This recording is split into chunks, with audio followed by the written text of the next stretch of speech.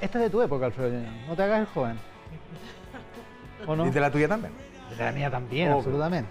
Aunque en realidad nosotros somos un poco más jóvenes que tú, más antiguos Sí, que nosotros. sí. ¿Cómo está, Alfredo? Buenos días. Bien, buenos días. Isabel Pla, muy buenos días. Cristian Bufil, buenos días. Muy buenos días. Comenzamos Mesa Central con nuestros columnistas para conversar de política y actualidad en una semana que ha tenido harta noticia de encuentro. ¿Qué es lo más importante para Isabel? Difícil decir qué es lo más importante en una semana que ha estado impactada por hechos bien fuertes en Chile y también en el mundo, lo del Líbano, pero yo creo que sin lugar a dudas el tema más importante de la semana es el escrutinio que está haciendo la ciudadanía a raíz del asesinato de Ámbar Cornejo, una niña de 16 años, el escrutinio que estamos haciendo respecto a los criterios en el otorgamiento de libertades condicionales, cuando el único imputado por este crimen es una persona que estaba condenada a 27 años por un doble homicidio y recibió, ¿verdad?, una libertad condicional en el año 2016. También creo que el tema de la Araucanía, por supuesto, que es un tema que permanentemente está encima de la mesa en Chile, ha adquirido esta semana un tono de gravedad que está afectando a todos los habitantes de esa región, pero que también está afectando al país, a su convivencia, a su institucionalidad y a su Estado de Derecho. Cristian Bofil, para ti, ¿qué es lo más importante de la semana? No, sin duda el escrutinio del Poder Judicial es importante y es cíclico. Generalmente estas cosas van... Yo creo que lo más importante es básicamente lo que está pasando en la Araucanía. Creo que hay un problema que le pone un desafío muy grande al gobierno, al actual gabinete. Es un tema que todos sabemos ha tratado de ser resuelto en varias ocasiones y el mayor problema, a mi modo de ver, que ha tenido es que no ha tenido continuidad. La última vez que esto trató de manejarse en las dos áreas que hay que manejarse, porque hay gente que cree que hay que privilegiar diálogo y hay gente que cree que hay que privilegiar hacer cumplir la ley. Yo creo que hay que privilegiar los dos y que si no se privilegian los dos, esto no tiene solución, pero claramente la solución va a salir de la política. Y la última vez que esto se trató de hacer un esfuerzo fue durante la gestión del ministro Moreno al inicio de este gobierno. Hubo varios factores, muchos no mencionados, por los cuales el ministro Moreno no pudo darle continuidad a ese trabajo.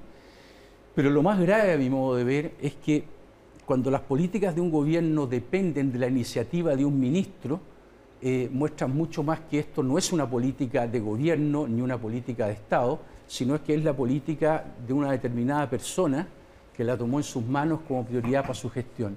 Y yo creo que ahí hay una clave importante de por qué no se han dado continuidad ni se han solucionado. Y lo último, creo que en el actual momento de polarización política del país se hace mucho más difícil solucionar ese problema, porque la verdad es que todo se convierte en una batalla donde nada se reconoce al otro lado.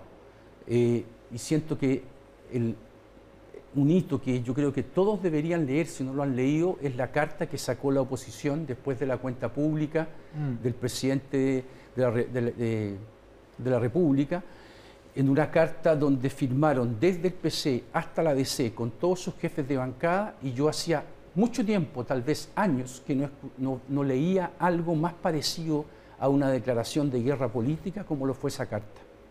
Sí, o sea, llega hasta el Frente Amplio, ¿eh? La cantidad por eso, de del PC a la DC. DC. Tú estás el PC en el extremo. O si tú prefieres del Frente Amplio a la DC. Yo digo del PC al Frente Amplio, digamos. Bueno, ya. Oye, vamos a hablar con el senador Francisco Huenchumilla a propósito del tema de la Araucanía también en esta edición de Mesa Central. Alfredo, para ti. Bueno, evidentemente que los dos temas que mencionó Isabel y Cristian son los más importantes, de eso no hay ninguna duda. Por lo tanto, tirar un tercer tema es como irrelevante. Prefiero colocar el tema que va a ser el de la próxima semana. A ver.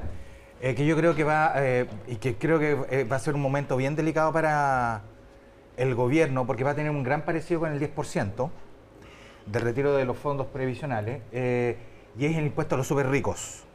Esa discusión, más allá de los tecnicismos, que recauda poco, son leyes difíciles de aplicar, la movilidad del capital es una gran ventaja para quienes lo detentan, todo eso lo sabemos. Pero yo les firmo desde ya que la oposición, como dice Cristian, desde el PC a la ADC lo van a votar todos. Ahí no va a faltar ningún voto. ¿Ah? Por lo tanto, el problema va a estar por el otro lado. Y es una medida profundamente simbólica en tiempos de pandemia y de la crisis económica y social asociada.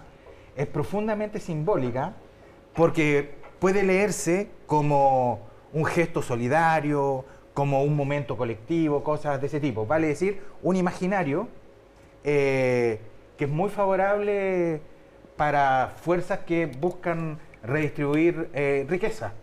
De modo que prefiero quedarme con eso y proyectar lo que va a ser uno de los temas principales de la próxima semana, a sabiendas que efectivamente el tema mapuche es un tema que adquirió mayor intensidad y va a ser muy difícil de gestionar. A ver, reservemos algunas de estas cosas. Me gustaría volver sobre el tema de Ámbar Cornejo, porque de alguna manera se está configurando una lista política. Hay un intento de acusación constitucional contra la jueza que presidió la comisión que otorgó la libertad condicional hace 4 años al principal sospechoso del horrible homicidio en esta ocasión. Hay también una declaración de la subsecretaria de la Niñez, Carol Baum, que también habla sobre el tema de cómo hay que castigar a los jueces cuando ejecutan mal su trabajo, digamos. Hay una columna de Gonzalo Cordero hoy día en La Tercera que equipara la votación de la izquierda contra el juez Mera para la Corte Suprema con estos intentos de fiscalización, porque dice, ambos comparten una misma cosa, que es que finalmente desde la política critican lo que hacen los jueces en el ejercicio de sus atribuciones. Y eso se puede convertir también en un problema político, Isabel, ¿no? Sí, yo quiero recordar acá que cuando se le otorgó libertad a este sujeto, que es el único imputado en este crimen, se generó una polémica. Yo la tenía, me bailaba hasta que fui a mis archivos y encontré la polémica de las libertades condicionales en la región de Valparaíso en el 2016. Básicamente porque mientras en el 2015 se había otorgado en esa región el 7% de las solicitudes de libertades condicionales, en el año 2016 se entregó el 90%. O sea, más de 800 reos postularon a libertad condicional y se le entregó a 700 y tantos. Claro. Por lo tanto, se generó ahí una polémica muy importante. Incluso recordé, ¿verdad?, que la ex ministra Javiera Blanco en ese momento se mostró sorprendida y dijo, primera noticia, aun cuando Gendarmería había entregado antecedentes para respaldar esas libertades condicionales, y en el caso de esta persona era un muy mal informe, por cierto. Entonces, yo creo que hay varias aquí interrogantes que es muy importante que responda el Poder Judicial, la legislación, quien corresponda. Primero, ¿por qué no se le otorgó una pena mayor a una persona que había asesinado a un niño de 9 años? Que es anterior a la libertad condicional, o sea, digamos. ¿Por qué? ¿Qué pasó ahí que no sé? Probablemente la Fiscalía en ese momento pidió la pena máxima, que es presidio perpetuo calificado o perpetuo de 40 años. Esa es una primera interrogante importante que el país necesita saber. En segundo lugar, ¿cuáles son los criterios objetivos, más allá de la formalidad de la ley, ¿verdad?, que exige ciertas cosas con la reforma del 2019, para que los jueces, una comisión de jueces, otorgue libertades condicionales? ¿Por qué no está teniendo peso el informe de Gendarmería? Eso intranquiliza a los chilenos.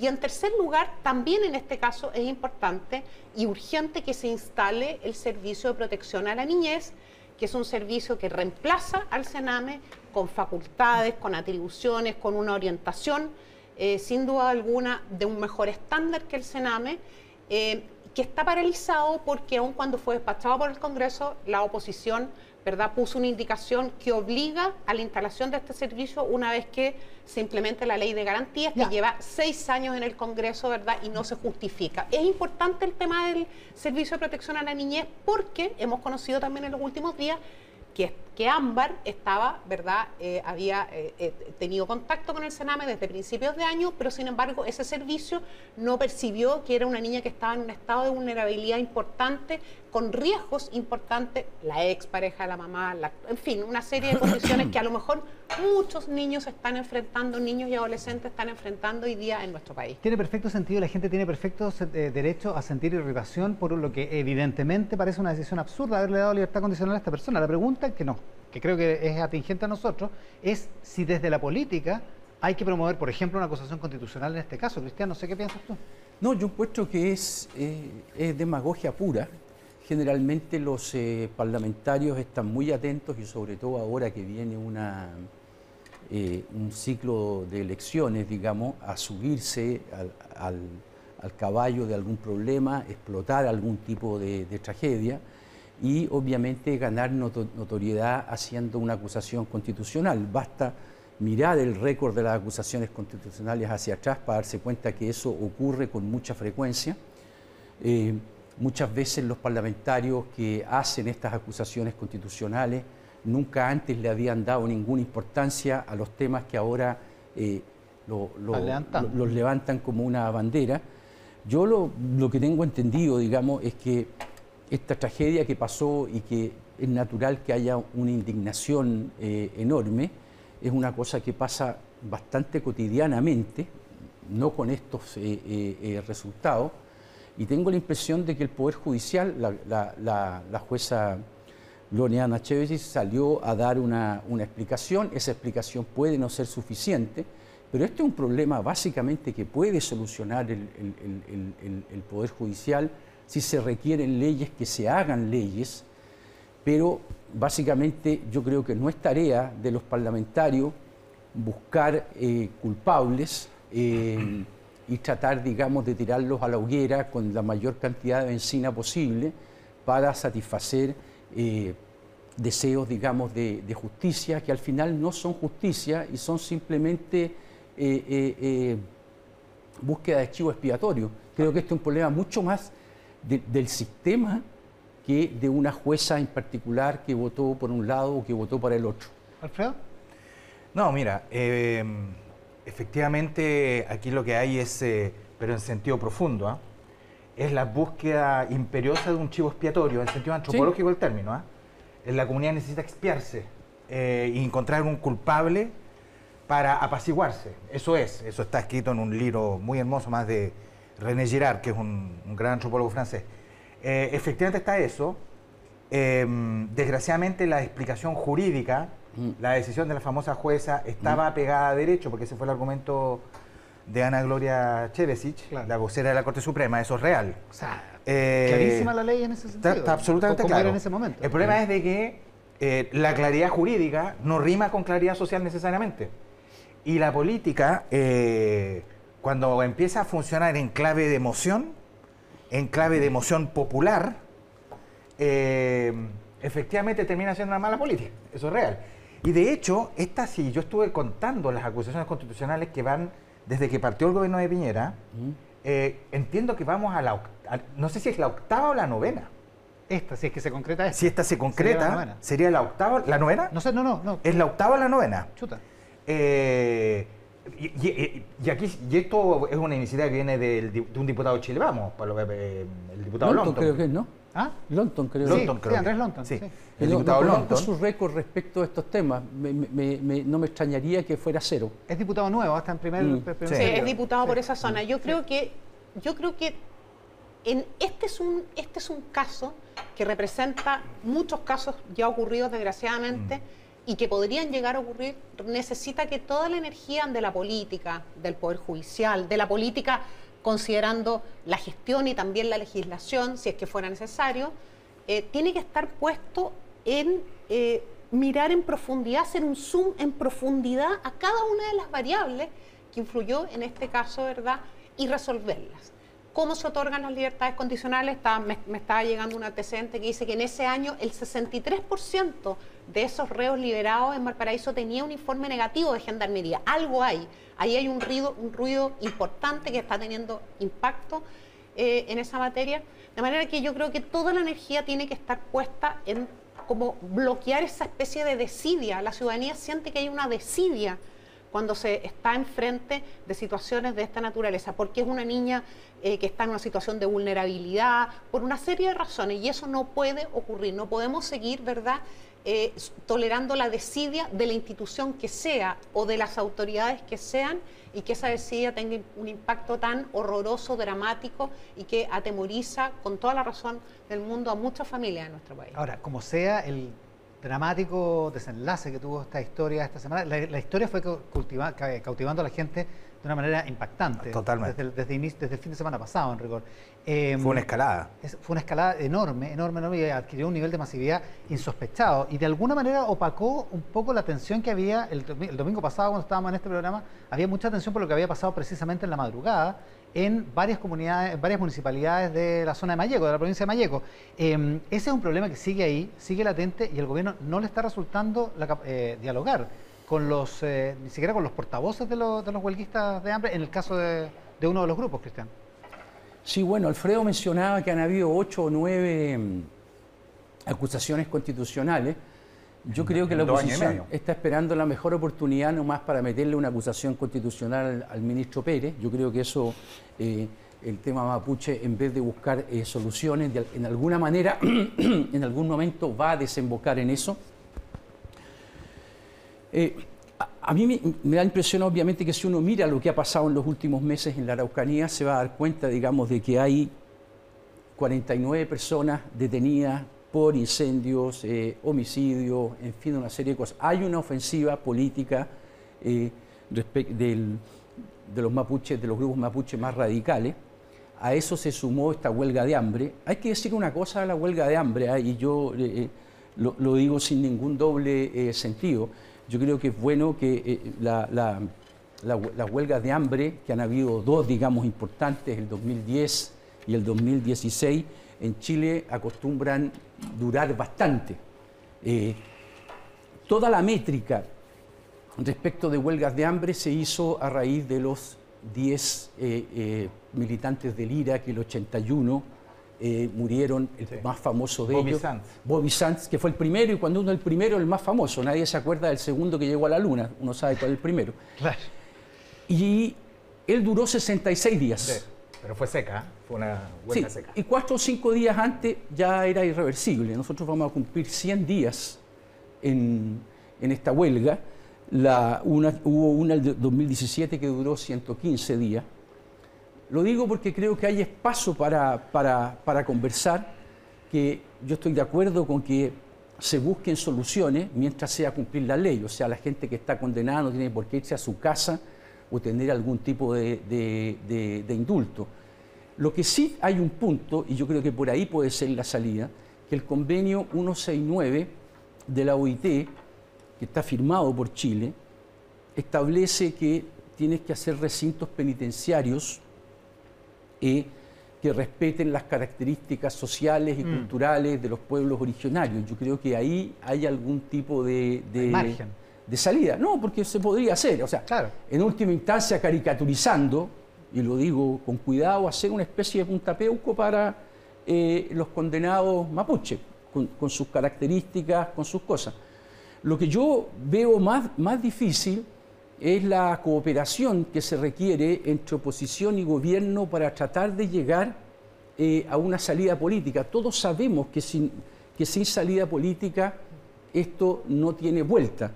Ahora, yo creo que no favorece a la salida política hacer concesiones que signifique, digamos, que las personas que han cometido delitos, y algunos delitos bastante graves, puedan pasar por encima de la ley. A veces, en algunos procesos como este, al final del proceso, al final, se pueden hacer ciertas cosas como han pasado en muchos países, digamos que después de procesos importantes de violencia, cuando se sientan toda la mesa, cuando está todo listo, se dice, ¿saben qué más? Perfecto, para que de verdad cerremos bien este proceso, podemos conmutar algunas penas, hacer algunas cosas. Pero hacerlo en el medio de una negociación con huelgas de hambre, con violencia, a mi modo de ver, es suicidio. Alfredo Ñañán. No, efectivamente va a ser muy difícil resolver este tema, porque además, primero, ningún gobierno lo ha logrado. Esto es un tema que se arrastra... Pero ninguno ha tenido continuidad tampoco, Alfredo. Es verdad. Sí. Las políticas se han discontinuado, efectivamente, y los intentos también. Lo que significa que no hay un consenso sobre lo que se conoce, la así llamada cuestión mapuche, digamos, ¿no? El punto es que yo creo que esto va a ser un tema para el debate constituyente, porque cuando se discuta, no solamente las características del régimen, sino a las formas del Estado, este tema va a surgir. Y es una manera de empezar a darle respuesta también. Estoy pensando en la discusión entre Estado nacional versus Estado plurinacional o Estado multicultural o como queramos llamarlo. Esa va a ser una discusión importante y relevante. Y el problema es, y esto participa del problema del cual estamos hablando, el problema, aquí hay dos problemas pendientes. En primer lugar, la zona está en plena ebullición. Hay un caso muy raro de una madre de una hija mapuche que aparecieron muertas y que eran activistas mapuche y que ha dado pie para todo tipo de especulaciones, digamos, lo cual no ayuda en nada para está nada efectos. claro qué pasó ahí. No está para nada claro. Sí, porque aparecieron colgadas. Exacto. Aparentemente suicidio, claro, según la primera información. Claro, lo cual es una llama más a un polvorín, digamos. Pero además hay otro tema pendiente que no está resuelto de cara al proceso constituyente, son los escaños reservados. Sí, eso está pendiente. Eso no está resuelto. Y yo creo que ya es el momento de empezar a resolverlo, y precisamente en este contexto, porque podría ser podría formar parte de, claro, podría formar parte de la solución. Yo no entiendo por qué se ha dilatado tanto esa discusión. Sí. Creo que hasta donde yo entiendo, es la última. Es el último componente que iba a salir para la futura junto con la convención. paridad y por alguna razón se separaron. Esos temas, hay tiempo. Sí. Entiendo que no había acuerdo al interior de los bloques, digamos. Es muy probable. Oye, yo creo que hoy día hay una entrevista del ex ministro Burgos que me parece una entrevista muy en el Mercurio, importante leerla, porque es la visión de un ministro, un ex parlamentario de la nueva mayoría que ha administrado 24 de los 30 últimos años en nuestro país, por lo tanto es bien importante su visión. Pero yo creo que es bien sano, es muy sano, y creo que en esta oportunidad, a diferencia de momentos de la causa mapuche anteriores, tal vez hay más luces respecto de lo importante que es separar el tema de fondo, que son las reivindicaciones del pueblo mapuche, que se arrastran desde hace años, que a pesar de las políticas especiales que se han implementado en Chile en los últimos 30, no ha sido resuelto por distintas razones que probablemente son muy profundas, de no reconocimiento a su diversidad, de la resistencia de un sector del país a reconocerlos como una cultura, con ingredientes especiales. Ese tema que es de fondo, que se han hecho esfuerzos, que creo que el esfuerzo más importante, ampliamente reconocido, fue el que mencionó Cristian, el que encabezó el ministro Alfredo Moreno, que fue bloqueado a partir del caso Catrillanca, respecto de lo importante, lo urgente aquí y ahora, que es restituir el Estado de Derecho en esa región, porque está objetivamente afectado en esa región, y por tanto también separar la causa mapuche y las reivindicaciones legítimas y urgentes de ese pueblo con la violencia que implementa un grupo pequeño de personas que se arroga la exclusividad de esa causa para coartar la libertad de circulación de los habitantes en esa región, para afectar la paz social, para ocupar servicios públicos, y es sano hacer esa distinción. De lo contrario, creo que los principales afectados es precisamente la causa mapuche. Ahora, si me permites, Iván, sobre lo que dice Isabel, hoy día Carlos Peña publicó una excelente columna en donde él ofrece una lógica de solución, que es la idea de la formación de una voluntad colectiva en el pueblo mapuche. Me temo que eso efectivamente intelectualmente es así. Por ahí debiese ir la solución del problema y del conflicto. El problema es de que eso choca contra la realidad del pueblo mapuche. La cultura, y una cultura ancestral. Exacto, una cultura ancestral, y además es un pueblo muy fragmentado internamente. Por lo tanto, esa fragmentación originaria choca con esta idea de voluntad colectiva que es unificadora. Ese es el problema. Por lo tanto, estamos en un verdadero lío. Y en cualquier caso, Cristian, no fue buena la comparación de Punta Peuco para arreglar el problema de los comuneros presos. Entiendo lo que quisiste decir en el sentido por el lado del convenio 169 de la OIT. Es una cárcel especial. Exacto, son cárceles especiales, pero además en donde tú tienes que generar condiciones incluso culturales para que, por ejemplo, Celestino Córdoba pueda oficiar de lo que él oficia, digamos. En ese sentido, Momachi, exacto. como Machi. En ese sentido, las cárceles especiales deben ser entendidas a la luz del convenio 169. Bueno, Punta Peuco puede sonar fuerte a lo Suena mejor, feo, pero el concepto, tú lo entiendes, el concepto es ese. Lo que pasa es que la única cárcel especial que hay en Chile hoy día es Punta Peuco. Se tendrá que bautizar con un nombre mapuche la cárcel, probablemente. Bueno, por de pronto. Sí, pero, perdón. Sí, que le salta es que yo a propósito de lo que planteó Cristian respecto al rol de la oposición, también a mí me llama la atención, repito, que especialmente la nueva mayoría que ha gobernado 24 de los últimos 30 años, que son las décadas en donde el problema mapuche se ha manifestado con mayor fuerza y con mayor recurrencia, a mí me llama primero la atención el no reconocimiento de también la responsabilidad de esos gobiernos en no haber resuelto este problema. Pero lo que más me ha llamado la atención, aunque ya han pasado varios días, es que personas de la nueva mayoría y la oposición califique de provocación la presencia del ministro del Interior en una región, porque de esa manera indirectamente está legitimando, ¿verdad?, que hay territorios en donde no puede llegar la autoridad, y eso es afectación del Estado de Derecho. ¿Pero eso es lo que quiere decir la oposición realmente? Es una provocación para la oposición la presencia del ministro del Interior en una región del país. Es una provocación para la oposición el hecho de que el ministro del Interior haya dicho sin eufemismo y con claridad que en Chile no hay presos políticos, que es lo mismo que dijo la Corte Suprema, que es lo mismo que dijo el exministro Burgos, ¿verdad? Es provocación el hecho de intentar restaurar el Estado de Derecho que está afectado en una región. Si la oposición considera que es una provocación que el gobierno cumpla con sus funciones, que haga su pega, quiere decir entonces que está dispuesta a incluso tal vez utilizar, entre otros temas, este tema como una bandera de lucha en la declaración, en la especie de declaración de guerra que mencionó Bofill al gobierno. Vamos a ir sobre ese tema en un momento más, Cristian.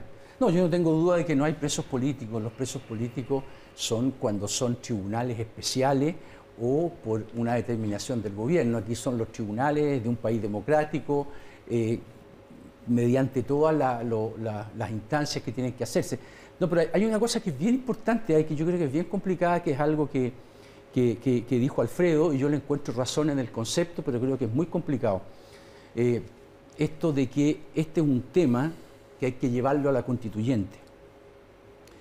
La mayoría de las personas está de acuerdo, y si tú miras los ejemplos de Canadá, de Nueva Zelanda, de que escaños reservados al pueblo indígena, mientras no provoquen distorsiones importantes, se tienen que hacer. Pero lo que tú dijiste, Alfredo, y entiendo la lógica, es que esto está para la constituyente. Yo creo que uno de los problemas que tenemos hoy día, y especialmente de parte de la oposición, es que todo lo está dejando para la constituyente. Entonces nosotros tenemos una reforma previsional que debería haber sido aprobada en enero, febrero, por la urgencia. Tenemos el problema mapuche, tenemos una serie de otros problemas, y sin embargo todo se dice, no, mira, quédense tranquilo, lo está pasando ahora porque en la constituyente lo vamos a arreglar. O sea, lo vamos a arreglar un año más. Un año más. Y yo creo que eso es una de las cosas más complicadas, y a mi modo de muestra la nula disposición, y por eso lo reitero, no por odiosidad, que está reflejada en esa carta que hizo la oposición, la mínima voluntad de cooperación para solucionar problemas en un momento que es bastante urgente solucionarlo. O sea, todos sabemos que es urgente una reforma previsional.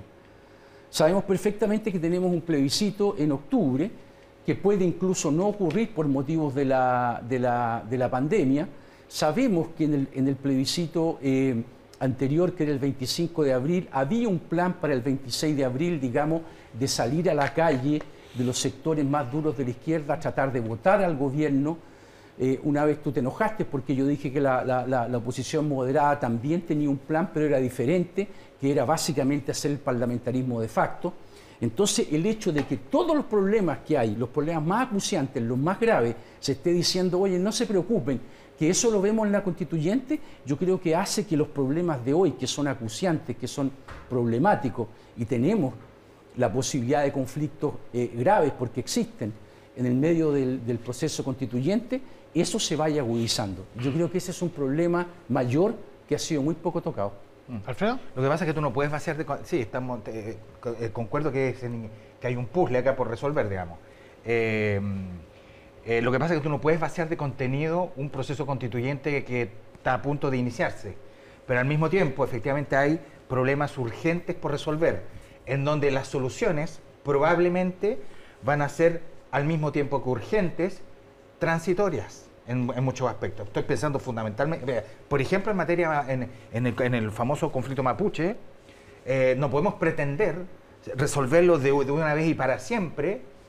Son soluciones muy acotadas a las cuales se puede aspirar. Partir en una conversación. Por supuesto. Lo que hay hoy día es que tú tienes que el ministro del Interior va a la Araucanía, habla de restablecer el imperio de la ley, habla de diálogo, incluso le habló de diálogo, favor al senador Conchumilla y todo, y lo que hay básicamente, la oposición dice, este es un problema del gobierno, esto lo vamos a solucionar en la constituyente. La reforma previsional, hoy día hay bases para un acuerdo razonable sobre una reforma previsional.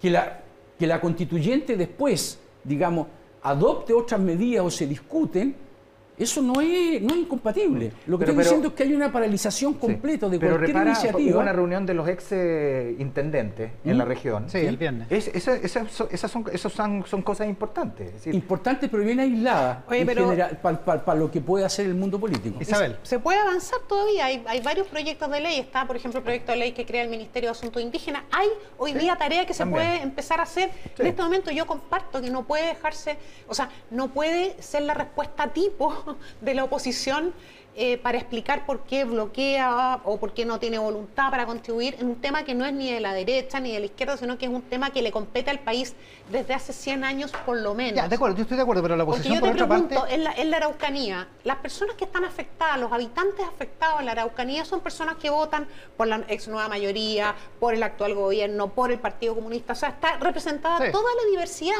Por lo tanto, tenemos una obligación también como país de responder a ellos, resolviendo o avanzando para resolver un tema profundo, importante, y avanzando también para restituir el imperio de la ley y el Estado de Derecho en una zona cuyos habitantes tienen derecho a vivir y dormir en paz, a trabajar, a emprender, a circular por sus carreteras. Sin duda, nos queda súper poquito tiempo de este bloque, pero ha circulado, digamos, en la conversación esta idea de que la oposición está enfrentada, confrontada con el gobierno. Y por otra parte, la oposición está haciendo su pega en un esfuerzo unitario que la verdad es que resulta casi instintivo a esta altura, digamos, para una oposición que venía a maltraer hasta hace un tiempo. Entonces, de alguna manera, Alfredo, te quiero dar la palabra, Alfredo, la oposición con esta carta, que es la que ha mencionado Cristian un par de veces, que es una declaración que está firmada desde la DC hasta todo el arco de los partidos opositores y que plantea claramente que la reforma de pensiones tiene que ser estructural, tiene que ser mucho más profunda de lo que está en discusión ahora en el Congreso.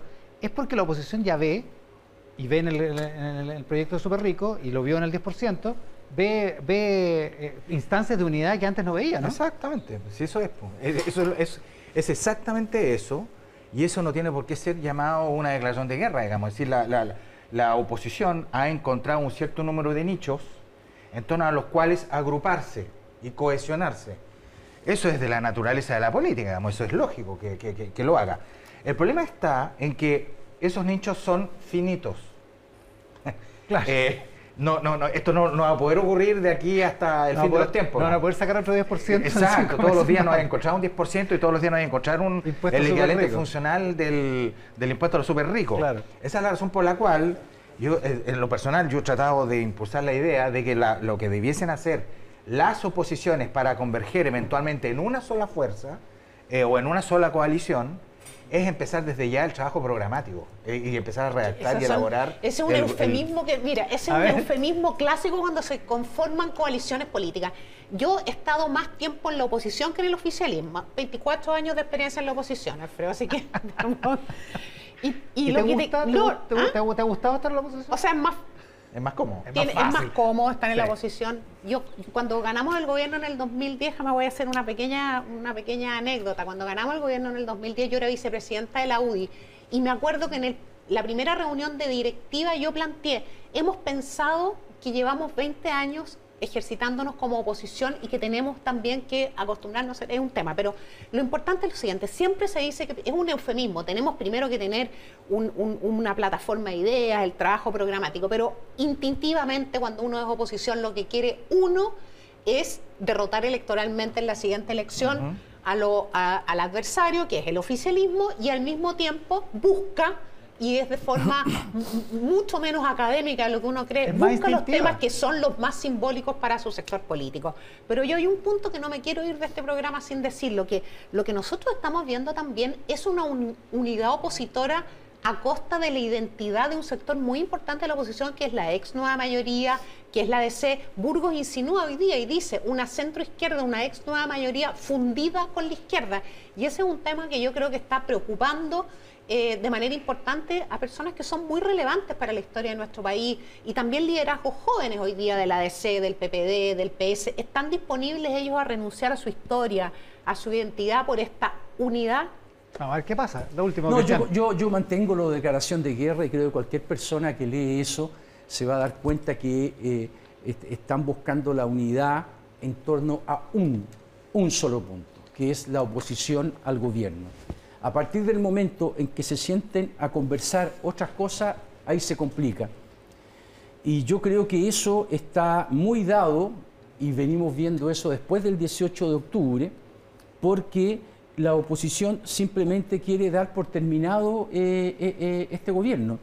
Y en eso también hay una parte importante de susto.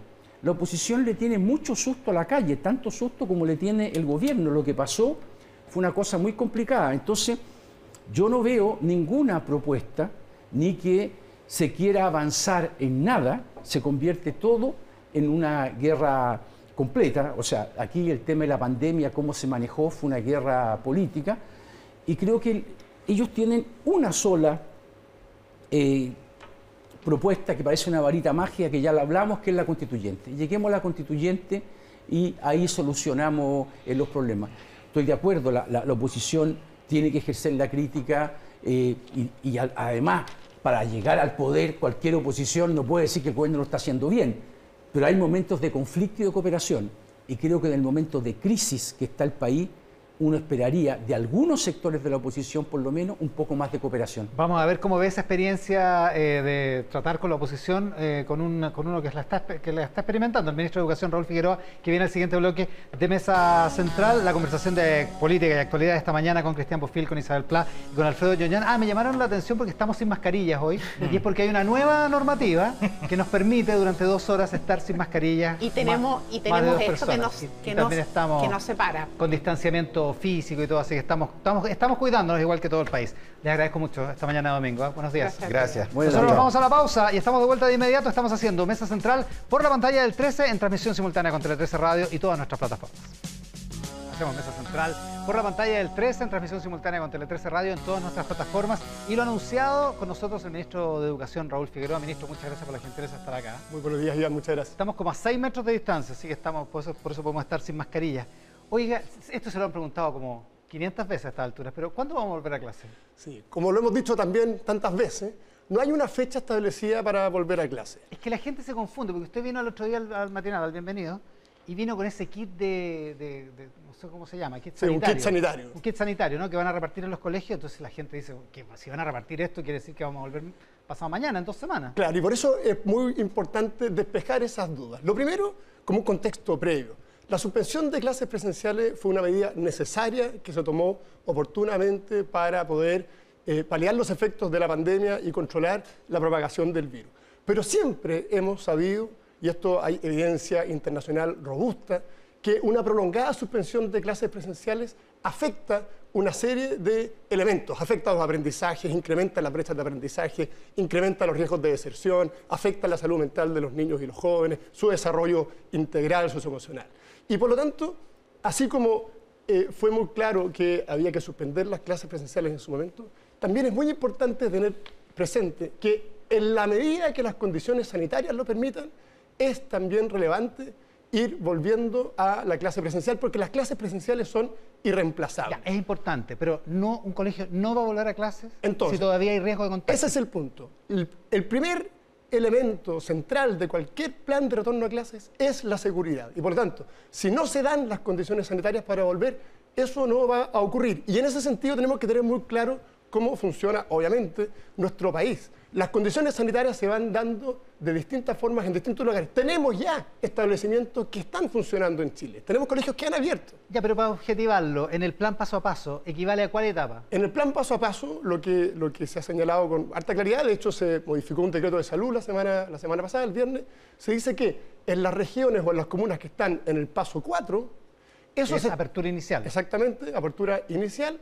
En esos territorios, los establecimientos están permitidos desde el punto de vista sanitario que puedan volver. ¿Y qué es lo que hemos hecho entonces? Hoy, en la Araucanía, en Los Ríos y en Aysén, se podría. Se podría. ¿Pero eso depende de quién? ¿Del colegio o depende de la autoridad? Depende de lo siguiente. Lo primero es que despejar que ahí está permitido entonces que puedan volver. ¿Cómo pueden volver? Bajo 3 pilares que son esenciales. La seguridad, que es lo que estamos hablando. Si no se dan las condiciones, no se vuelve. Segundo, una gradualidad. No es de sopetón, no es todos al mismo tiempo, sino que de forma gradual, precisamente para poder cumplir con los protocolos sanitarios. Y tercero, de manera voluntaria. Es voluntario ir reiniciando. ¿Voluntario para quién? ¿Para el colegio, para el apoderado? Tanto para el establecimiento como para el apoderado. O sea, nadie lo van a obligar a volver a clase. Exactamente. ¿Ya? Es un trabajo que pasa por la seguridad y por eso es que tampoco es en todo Chile, y esto es súper importante, porque obviamente en Santiago Centro, hoy día en Puente Alto, no están dadas las condiciones para volver a clase, pero en Lanco, en Futrono, en Río Ibáñez, donde ya tenemos escuelas funcionando, ciertamente se dan. ¿Y la gente va? ¿Los alumnos van? En los establecimientos que han abierto, esto es muy interesante porque obviamente se hizo en forma voluntaria para los colegios, ellos pidieron abrir, voluntaria para los papás, si no quieren ir, no van sus hijos. Y lo interesante es que al ver que las medidas se cumplen, la asistencia que tenemos en esos establecimientos empieza a crecer. Es la misma que se tenía el año pasado en un año normal. O sea, los apoderados se convencieron de las virtudes. Exacto. Ahora, todo esto... Al principio parten con miedo. Obvio, y gracias a un trabajo gradual, de mucho control, de mucho monitoreo, de mucha exigencia sanitaria que es la que deben cumplir. Ahora, esto con todo respeto para Río Ibáñez, pero es chiquitito Río Ibáñez, es controlable. Mira, Si esto pasa en, qué sé yo, en Providencia o en Ñuñoa, y bueno, si vuelven muchos alumnos y se enferma un profesor, a la gente le va a dar miedo. Bueno, por eso que esos 3 elementos que yo reitero porque son importantes, la seguridad, la gradualidad, la voluntariedad, son claves. ¿Qué significa que sea gradual? Que en la medida que se pueda, van entrando de a poco por niveles. Nosotros hemos recomendado que se parta por los terceros y cuartos medios, ¿ya?, que lo necesitan y que además están en mejores condiciones de dar una señal clara de cumplimiento de estas exigencias. Esto del distanciamiento, exacto, la mascarilla. Es más fácil y por lo tanto genera una cultura dentro del establecimiento que es muy útil. Y mucha flexibilidad. La flexibilidad, Iván, es la respuesta más efectiva para poder implementar estos planes de retorno por lo siguiente. Chile tiene 11.500 colegios. Todos distintos, desde el liceo de 2.000 alumnos hasta escuelas con un solo profesor y 5 alumnos en la sala de clase. La manera de organizar es el cumplimiento de las medidas sanitarias, obviamente que es muy distinta. Entonces, por ejemplo, en una escuela pequeña puede ser más simple. En un liceo grande habrá que hacer otras cosas, hacer turnos, dobles jornadas, que un grupo vaya los lunes y los martes, otro grupo irá los miércoles, los jueves, el viernes irán turnando los que más lo necesitan. La flexibilidad es la respuesta bajo un eje de seguridad permanente. ¿Y esa flexibilidad depende del director de cada colegio? ¿Del sostenedor? ¿De quién? Efectivamente, nosotros hemos dado orientaciones que son muy claras desde el punto de vista sanitario, administrativo y pedagógico. Y damos ahí una serie de alternativas respecto de cómo puede organizarse un establecimiento dependiendo de sus características, porque no es lo mismo, insisto, organizar el retorno en una escuela con 10 alumnos que en una escuela con 2.000 alumnos. Ahora, solo para imaginarnos cómo sería cuando esto se desconfine, por ejemplo en Ñuñoa o en Providencia, como el ejemplo que estábamos hablando. Yo no sé si lo leyó hoy día, pero aparece hoy día en DF+, el relato de un profesor del St. George, que entiendo que fue el primer profesor que se contagió ahí y que activó, él cuenta todo, que lo pasó pésimo, digamos, pero además cuenta cómo se activó de inmediato la cuarentena en el St. George, que fue un caso en su momento en marzo, sí, ¿se acuerda? Sí. ¿Se activaría eso mismo en el caso de que se detecte un contagio en un colegio cuando esté volviendo a clase? Efectivamente, así como hay protocolos para abrir voluntariamente, en forma segura y gradual, también hay protocolos para identificar qué hacer en la medida que existan casos, nuevos casos o un rebrote en un establecimiento. Y ahí, obviamente, se va por etapas. Si hay un caso en un curso, ese curso tendrá que ir a cuarentena, si se expande, se toman otras medidas y nadie pone en duda de que si es necesario volver a cerrar un establecimiento, se tendrá que hacer. Lo han criticado, ministro, porque, déjeme acordarme, ¿quién decía el otro día? Le criticaban su manejo político porque dicen que usted, la presidenta del Colegio Médico, Isquia Siches, que decía que usted no ha considerado lo suficiente, políticamente hablando, al Colegio de Profesores, a los centros de estudiantes, a las organizaciones de alumnos, como para concordar este plan de Rotondi. Sí. Bueno, es interesante porque esa declaración la hizo justo después que yo me junté con ella. O sea, hay un diálogo con todos los actores. Nosotros nos juntamos... Que probablemente no lo niega, pero ella dice, con estos otros, a estos otros... Con el Colegio de Profesores nos reunimos en forma permanente. De hecho, la última reunión fue el viernes pasado. Pero mucho acuerdo no tiene. Bueno, porque que entreguen soluciones. A ver, si esta cuestión es muy simple, Iván, el tema es tremendamente complejo. Yo la mejor frase que le di a un experto inglés que estuvo ayudando también ahí en el caso uruguayo, no existe forma perfecta de reabrir un colegio. Esa es la realidad. Esto es difícil, pero lo que nosotros tenemos que hacer es de una vez por todas ponernos objetivos claros y despejar algunas dudas. Lo primero, ¿estamos de acuerdo en que una suspensión prolongada de clases genera efectos negativos en los alumnos? ¿Sí o no? Toda la evidencia. Pero es que esa no es la pregunta. Pero dame un segundo. La pregunta es ¿qué es peor? Por eso, pero dame un segundo. Es que lo que pasa es que esto hay que ir desanándolo. Okay. Lo primero es tener claro que fue importante cerrarlo y fue necesario. También tener claro que una prolongada suspensión de clases, como lo dice el secretario general de la ONU, dice esto será una catástrofe generacional. Es importante, en la medida que se pueda, desde el punto de vista sanitario, generar aperturas de establecimientos. Ese es el punto. Entonces, lo que yo le pido, y aquí hay que hacer una distinción, los profesores y el colegio de profesores y su dirigencia. Los profesores han estado totalmente a la altura de las circunstancias. Se han partido el lomo trabajando para que cada uno de sus alumnos tenga. Pero la dirigencia tiene que decir una cosa muy simple. A mí la verdad es que me impresiona que el presidente del colegio de profesores no sea capaz de decir derechamente que no hay nada como las clases presenciales y que en la medida que las condiciones lo permitan, tenemos que volver. Entonces, ¿por qué tenemos que dejar alumnos sin volver a clases presenciales si las condiciones sanitarias efectivamente lo dan? ¿Por qué, por ejemplo, en una zona que no tiene contagios, no podemos dar posibilidades para que los alumnos de cuarto medio puedan terminar ese año como corresponde? El Colegio de Profesores debería declarar que es importante, según usted, tener clases presenciales y además dar una solución o decir cómo tendría que ser. Yo creo que ¿No se lo han propuesto? Yo creo que era hacer lo siguiente. Primero, declarar que es importante, en la medida que se pueda, volver. Lo que uno escucha es, en la medida que no exista una vacuna, por ejemplo, nadie va a volver. Yo creo que esa no es una respuesta razonable ni a la altura del Colegio de Profesores, porque ellos tienen que estar colaborando en la forma en cómo esto es posible. Salvo que ellos consideren, pero que lo digan también, que no es necesario volver a clase. No es raro en el caso del Colegio de Profesores. El año pasado, el sistema escolar, y en particular los más vulnerables, perdieron 1 mes y medio de clases en promedio. Por el paro. No como consecuencia de un virus, como consecuencia de un paro. Lo que uno ve es que hay un grupo de gente pequeño, pero que influye mucho, que la paralización, la verdad es que no le complica mucho la vida. Ya, pero no me va a decir que el Colegio de Profesores no le interesa volver a clase. Bueno, pero que lo digan directamente. Y según usted no lo han dicho. Yo no se lo escuchaba en forma clara. Yo no le escuchaba al presidente del Colegio de Profesores decir lo siguiente: si se dan las condiciones sanitarias en un determinado lugar, es importante que con todas las medidas de seguridad, de flexibilidad y realidad... Probablemente él quiere mayores garantías para que sus profesores no se enfermen. Bueno, pero tiene un punto. Tiene un punto, pero que ayude entonces con las soluciones. Porque para identificar problemas los tenemos súper claros los problemas. Lo que necesitamos es colaboración en la solución. ¿Y las organizaciones de estudiantes no las consideran esto? Sí, por supuesto. Pero ¿Tienen algo que decir en esto? Mira, hoy más que nunca, Iván, como nunca en la vida, la descentralización tiene un rol fundamental que jugar. Los alumnos de Santiago Centro no debiesen tener mucha influencia en si los alumnos del ANCO pueden o no pueden volver a clase. Los alumnos del ANCO tienen mucho que decir respecto a si el ANCO se va a volver o no se va a volver a clase. ¿Usted prefiere un diálogo con los estudiantes pero por supuesto, a nivel local, porque la realidad que tenemos es una realidad tremendamente diversa desde el punto de vista de las características de los colegios y desde el punto de vista de las condiciones sanitarias. ¿Usted teme que le politicen el diálogo? Bueno, si es que habla, no sé, con la CONES o la ACE, en fin. Lo que ha pasado en la práctica es que ciertos grupos evidentemente lo han politizado. Porque, por lo que decíamos al principio, porque yo creo que esto es muy complejo en términos de cómo se resuelve, pero es mucho más simple en términos de cómo se aborda. Lo primero que hay que abordar, yo insisto, es generar un consenso básico en un principio, no en fechas, en un principio.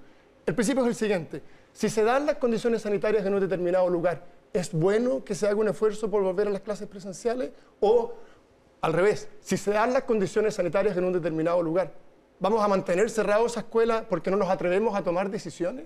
Si para no tomar decisiones, para mí sería tremendamente más fácil, Iván, decir, miren, este año se acabó, es muy difícil, no vamos a hacer nada. Lo complejo es que tengamos la responsabilidad de ejercer nuestros cargos apuntando a buscar soluciones y a tomar decisiones. ¿Para usted es vital volver este año, aunque sea en diciembre? Yo creo que es muy importante, todo tiempo de clases presenciales que se puede aprovechar es fundamental para el desarrollo de nuestros alumnos. Lo último sobre esto, porque lo vi el otro día en el matinal, y le preguntó el Polo Ramírez, y usted fue súper crítico, usted puso en duda que los sostenedores que hoy están cancelando las clases presenciales por todo este año tuvieran un real compromiso con la educación. Estoy pensando en Valparaíso, en fin, en varias comunas que han anunciado eso. Lo que yo he dicho es cierto, es que efectivamente tenemos algunos alcaldes que han señalado hoy, cuando falta un semestre completo para terminar el año escolar, que da lo mismo que lo que pase durante el año, ellos no van a abrir sus escuelas. Eso evidentemente es hacerle el quite a una responsabilidad. Y se traduce, entre otras cosas, en una falta de compromiso con esos alumnos. ¿Usted teme que si no volvemos este año a las clases, en marzo sea imposible? Yo creo que es muy importante, más allá de si es posible o no volver a clases en marzo, aprovechar al máximo las posibilidades que el sistema le entrega de forma presencial. Hay varios datos que son interesantes, pero quiero poner solo uno. Las estimaciones nuestras del Ministerio de Educación son que este año 80.000 niños y jóvenes van a abandonar el sistema escolar como consecuencia de la pandemia y la prolongada suspensión de clases. Es un drama el de la deserción escolar que con estas cifras no se había dado en los últimos 10 o 15 años. Esos 80.000 no vuelven después. Es que ese es el punto. Desertan para siempre. Y luego el esfuerzo que hay que hacer para que vuelvan es muy complejo. Y por lo tanto, lo mismo pasa con las brechas de aprendizaje, lo mismo pasa con los deterioros y también desde el punto de vista socioemocional y de un desarrollo integral de los alumnos. Oiga, ministro, lo quiero cambiar de tema porque estuvimos en el bloque anterior hablando sobre la relación entre el gobierno y la oposición y las cosas se ponen medias tensas y usted ha tenido alguna experiencia en esto y le pregunto por el proyecto que hace obligatorio el kinder, que en el fondo lo que hace es operativizar una reforma constitucional, según lo que entiendo. Eso está en una comisión mixta cuando estaba prácticamente aprobado. Eso está, mira, no está en comisión mixta y es muy buen punto, Iván. El año 2013, en forma unánime, se aprobó una reforma constitucional que hace el kinder obligatorio. Para que eso se implementara, la misma Constitución dice que se requiere una ley que implemente esa obligatoriedad. El presidente Piñera envió durante su segundo gobierno, lo primero pasó en el primer gobierno del presidente Piñera, en el segundo gobierno enviamos esta ley. Se aprobó la ley que la hace operativa por unanimidad en la Cámara de Diputados.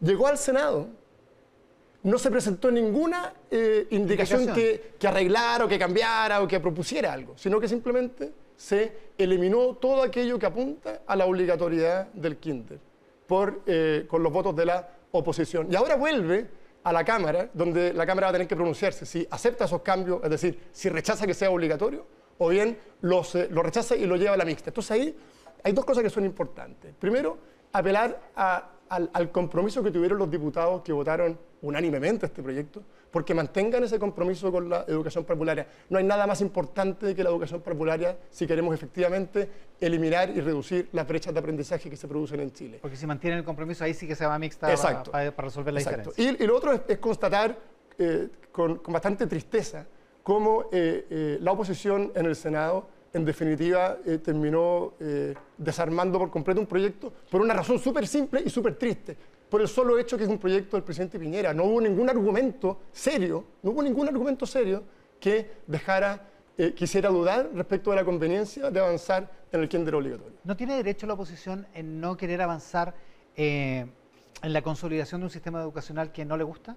A ver, por supuesto, en la medida que sean oposición, tienen todo el derecho a hacer ver todos los elementos que quieran. Lo que a mí me parece que es poco adecuado es que cuando hay de los pocos consensos que fuimos capaces de construir en Chile en materia educacional, es sobre lo relevante que es la educación parvularia. Esto se vino trabajando desde otros gobiernos. El gobierno de la presidenta Bachelet hizo importantes esfuerzos, los gobiernos anteriores también. Y resulta que de repente ese consenso se acaba. Recuerdo una declaración del senador Insulza, cuando discutimos el kinder, que dijo lo siguiente: no he leído, no lo voy a leer, lo voy a votar en contra. Entonces, frente a esa tipo de posturas, yo lo que hago hoy día es apelar a que si estamos de acuerdo en algo tan evidente como que la educación parvularia es el elemento esencial para poder ir avanzando en cómo disminuir las brechas de aprendizaje en un contexto de pandemia que lo hace todo aún mucho más difícil, creo que es la oportunidad, y en ese sentido yo espero y confío que los diputados que hace no mucho votaron unánimemente que esto era importante, hoy día confirmen su compromiso con la educación parvularia y los niños de Chile. El ministro de Educación, Raúl Figueroa, esta mañana en Mesa Central. Ministro, muchas gracias por la gentileza de estar acá. Muchas gracias, Iván. Nosotros nos vamos a ir a la pausa con un pedacito, una muestra de la programación de Tele 13 Radio en Instagram TV, la programación digital. En este caso, un pedacito del podcast Mercado Global, donde Paula Comandari conversó con Claudio Agostini sobre el impuesto a los súper ricos. Es interesante porque Claudio Agostini nos hablaba hace mucho sobre esto y además está asesorando al ministro de Hacienda, Ignacio Briones, sobre el punto. El pedacito de Mercado Global, nos vamos a la pausa y seguimos con Mesa Central. Mi opinión sobre este proyecto sí lo considero malo por todas estas razones. No va a recaudar lo que dice, es de alta evasión, genera distorsiones importantes. La evidencia de los países que lo implementaron es que tuvo efectos negativos en el crecimiento a largo plazo, tuvo efectos negativos en el empleo, tuvo efectos negativos en que hubiera más capital disponible para emprendedores. O sea, toda la evidencia es de solo efectos negativos y ninguno positivo. Es un impuesto más que muy caro de administrar y fiscalizar. Hay muchas cosas interesantes que conversar con el senador de la ADC, Francisco Huenchumilla, que está allá en la región de la Araucanía, ya conectado con nosotros a esta hora en Mesa Central. Lo transmitimos por el 13 y en simultáneo con Tele 13 Radio. Senador, ¿cómo está? Muy buenas tardes ya a estas alturas, sí, más de las 12.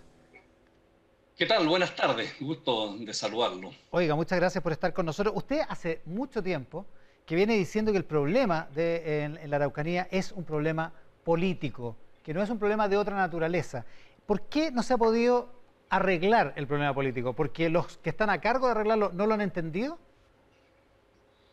Porque yo creo que los distintos gobiernos se han equivocado en el diagnóstico respecto de la naturaleza del problema. Siempre lo trataron como un problema de pobreza o un problema de orden público. Pero es político en cuanto el pueblo mapuche siente que sus tierras le fueron arrebatadas por la fuerza a finales del siglo XIX, y lo que hoy día piden es la restitución de esas tierras. Entonces ahí tenemos una contraposición de miradas entre el Estado chileno y el pueblo mapuche, y por lo tanto esa interpelación, digo, es un problema político. Ahora, ¿es también un problema de orden público y es también un problema de pobreza, o no? Efectivamente, es también un problema de orden público y también un problema de pobreza, pero lo que genera el conflicto y la violencia política que tenemos en la Araucanía es el problema de las tierras, de la restitución de las tierras. No el tema de la pobreza, ni el tema de participación política u otros elementos que dan vuelta por ahí como el reconocimiento constitucional. ¿Y cómo se soluciona el problema con tierras que hoy tienen propietarios que también se consideran legítimos propietarios, digamos? Efectivamente, ese es el quid del problema, porque una vez que el Estado le arrebata y le usurpa las tierras al mundo mapuche, trae colonos desde Europa y los propios chilenos, y los descendientes de hoy dicen, bueno, yo tengo mis escrituras debidamente registradas, y entonces, ¿por qué voy a devolver estas tierras? Y eso es lo que le da la naturaleza política al conflicto, porque la petición de devolución pasa por afectar a otro sector social, pero que llegó después que el Estado a sangre y fuego le quitó las tierras a los mapuches. Entonces son el jamón del sándwich, pero forman parte del problema, y por eso esto es complejo, y por eso es que la responsabilidad de resolver esto le corresponde al Estado.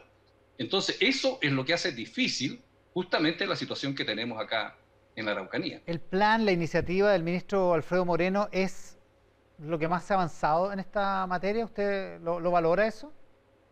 Mire, lo primero que tiene que haber cuando hay distintos actores interactuando es algo que siempre los empresarios, voy a tomar ese ejemplo, dicen, mire, no podemos invertir si no hay confianza. El factor confianza es clave. Entonces el mundo mapuche no tiene confianza en el Estado. Lo que hizo el exministro Moreno fue avanzar el primer paso, ir generando confianzas con la gente, y para eso habló con todos los actores. El siguiente paso era haber sentado en una mesa de diálogo donde se vieran con lápiz en mano de qué estamos hablando. Él quedó en la primera fase, en la de generar confianza, y bueno, y eso se frustró como todos sabemos y hasta ahí llegó y después no ha pasado absolutamente nada más. El que se haya frustrado, más allá del caso gravísimo de Camilo Catrillanca, el que se haya frustrado y no haya podido persistir, ¿cree que tenía que ver más con que era una iniciativa personal del ministro Moreno más que una iniciativa del gobierno? Yo estoy convencido de que la solución de la Araucanía pasa por una determinación del jefe del Estado. Eso me lo dice a mí la experiencia de haber conocido, bueno, a todos los presidentes de los 90 a la fecha. No creo que ningún ministro pueda tener vuelo propio en estas materias si no cuenta con el apoyo del jefe del Estado. Entonces yo creo que lo del el ministro Moreno se frustró porque simplemente después no tuvo piso en la jefatura del Estado y porque después ocurrieron hechos lamentables como todos lo conocemos con la muerte de Camilo Catrillanca. Ahora, por supuesto que está el caso de Camilo Catrillanca, pero también pasó que cuando se intentó operativizar una consulta indígena para poder seguir avanzando, la verdad es que los grupos más radicales reventaron el proceso, no permitieron que prácticamente se hiciera ninguna de las reuniones informativas, ni siquiera. Lo que pasa es que la consulta indígena tenía por objeto posibilitar la reforma de la ley indígena. Y para el mundo indígena, la ley indígena es un avance notable en las reivindicaciones que ellos querían hacer allá por el año 1989 con el Acuerdo de Nueva Imperial. Se logró la ley indígena y la desconfianza es tan grande que piensan que cualquier modificación a la ley significa un retroceso. Por eso se pusieron a la consulta, porque por un problema de confianza. O sea, ¿no fue un problema solo de los grupos radicales? No es un problema de los grupos radicales, este es un problema del conjunto del movimiento mapuche. O sea, se lo pregunto de otra manera, el problema no es que en la cuestión mapuche, por ponerle algún nombre, esté tomada, capturada por grupos radicales, grupos violentos. Mire, aclaremos una cosa, el tema mapuche tiene dos coincidencias y hay acuerdo. Hay acuerdo en la identidad como pueblo de pertenencia a una agrupación humana que es el pueblo mapuche, que es anterior al Estado chileno y que por lo tanto tenía su territorio cuando llegó acá el Estado chileno y antes el Estado español. Ese es el primer acuerdo. El segundo acuerdo es en los objetivos políticos de interpelar al Estado para la restitución de las tierras. Ahí hay acuerdo. Donde vienen las separaciones es en la metodología, que algunos optan por la metodología de la violencia política y otros optan por trabajar con el Estado, incorporarse, ser alcaldes, consejeros, concejales, querer escaños reservados, reconocimiento. Entonces las vías se separan, pero en los objetivos de fondo hay coincidencia. Senador, ¿usted también considera como otra parte de la oposición que lo de la visita del ministro Pérez hace 2 semanas, digamos, hace 2 viernes, fue una provocación? Mire, el ministro del Interior, me parece a mí bien que frente a un territorio en toda la República que tiene un conflicto grave como este, inmediatamente vaya a ese lugar, a esa región. Ese es un primer paso que yo estoy de acuerdo. Lo segundo, el ministro del Interior tiene que sí tener claro de que aquí estamos con una sensibilidad a flor de piel y los ánimos no están en consecuencia con temperatura baja. Entonces el ministro tiene que tener prudencia para no caldear los ánimos, para no subir la temperatura, para medir cuáles van a ser los efectos de sus palabras. Entonces yo lo que le reprocho al ministro, la falta de prudencia, al ser demasiado categórico con sus convicciones íntimas respecto de un hecho objetivo, como es el conflicto que tenemos acá en la región de la Araucanía. Ese mismo viernes lo fue a ver a usted. ¿Hablaron de esto? ¿Usted le dijo eso? Bueno, digamos primero que Víctor, así lo voy a llamar en esta oportunidad, nos conocemos del año 90, fuimos diputados, claro, y hemos trabajado ahora en la Comisión de Constitución en el Senado, bueno, todo este tiempo, del año 2018. Entonces trabajamos todas las semanas, todos los días. Entonces tenemos una relación directa, digamos, ¿no? Entonces hay confianza para conversar con él y él me llamó ese mismo día si yo podía recibirlo en mi casa. Bueno, naturalmente, como le digo, que no a una persona que conozco tanto y que tiene interés en conocer mi punto de vista. Así que vino, conversamos, por lo demás él sabe lo que yo pienso y yo sé lo que piensa él, pero me pareció una buena oportunidad, y a él también, para intercambiar puntos de vista, y yo se los hice ver en una conversación muy franca, como se conversa con viejos compañeros de trabajo, así que eso no hubo ningún problema. Ya, o sea, no hubo ninguna novedad, pero ¿qué le dijo? ¿Usted le reprochó la falta de prudencia o le aconsejó ser más prudente? No, él vino, yo no sabía las declaraciones que él había hecho cuando Ya. porque me dio la impresión de que me vino a ver cuando ya iba a tomar el avión de vuelta a Santiago. Lo que yo le señalé que aquí hay un problema de fondo, pero que lo urgente de solucionar para bajar la temperatura de este clima que tenemos es abocarse a resolver el problema de la huelga de hambre, porque un ministro tiene que tomar decisiones tácticas, sin perjuicio de los problemas de fondo, pero tiene que distinguir entre lo urgente y lo sustantivo. En este caso aquí lo urgente es resolver el tema de la huelga de hambre.